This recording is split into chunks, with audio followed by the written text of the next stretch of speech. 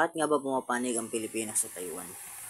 Di ba nga yung mga nakaraang panahon, yung Pilipinas at Taiwan, di ba parang ay conflict sila. Pero nung simula nung yung China, inaangkin na nila yung mga teritoryo.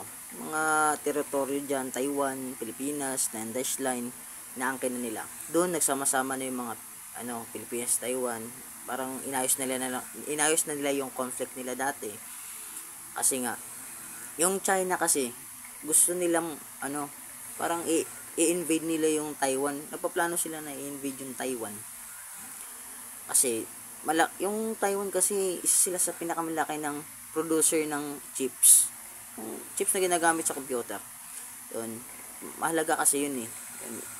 Yung parang yung chips nila parang mas upgraded yung chips nila. Then, tapos dito naman sa Pilipinas, 'di ba? Yung Pilipinas at saka China dati sa panahon ni Duterte, 'di ba parang close sila? Parang alam mo magkapatid eh. Tapos yung Amerika, Pilipinas, parang wala, hindi na tayo bate, parang ganon. 'Di ba parang nakakalito? Pero ngayon kasi yung conflict na 'yan, nagsimula yan dun sa mga teritoryo na gustong angkinin ng Pilipinas, ng China sa Pilipinas. Tapos sinaharas nila yung mga tao sa Pilipinas. Mga resources kasi doon, yung mga isda doon, parang amin na tong na to. Dito amin tong lugar na to ha. Kami pwede kami mangisda dito. Yan. Tapos yung mga lugar na yon, siguro may mga oil doon, 'di ba? Yung mga oil kasi isa rin yan sa mga nag-i-escalate na mga conflict. Syempre, pag malaki yung teritoryo mo, 'di ba? Akin 'yan. Ganun. Tapos ganito, yung yung China, pinipressure nila yung Pilipinas, ganun. Yung amin to, nilalagyan nila ng gumawa sila ng kanilang map na kasama yung Nandash Line. Tapos ganito, syempre, yung mga nangingisda doon sa pinakadulo ng Pilipinas, wala na silang pagkukunan yung ibang mga isla. Parang sila, na-pressure sila kasi nga tinataboy sila ng mga coast guard ng China. Di na sila makapangisda. Tapos ngayon, na-pressure yung Pilipinas, government ng Pilipinas. Kaya ngayon, lumalaki yung tension ng conflict.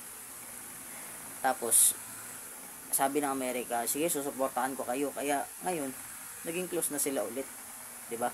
Kaya nga yung mga ilang bilyon peso na binigay ng Amerika sa Pilipinas para lang sa defense nila. Kasi nga, yung Amerika gusto nila na i-corner talaga yung teritoryo ng China para pag nag-invade kung sakali mag-invade yung China dun sa Taiwan, mas madali silang makaresponde, 'di ba?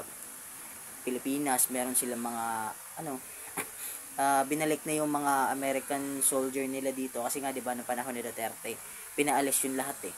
Binalik na nila dito. Tapos doon sa Japan, meron na rin sila naka-station doon sa Okinawa ata. Yung basta maraming isla doon sa Japan na naka-station yung mga American na sundalo.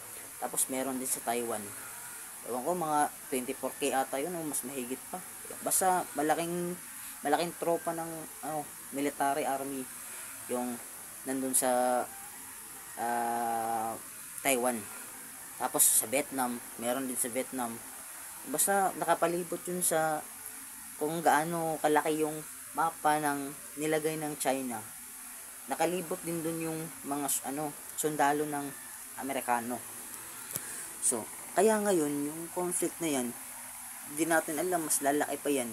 Tapos dito naman sa meron pala akong sasabihin kasi 'di ba nga nung nakaraan may nakita akong balita na sa Taiwan daw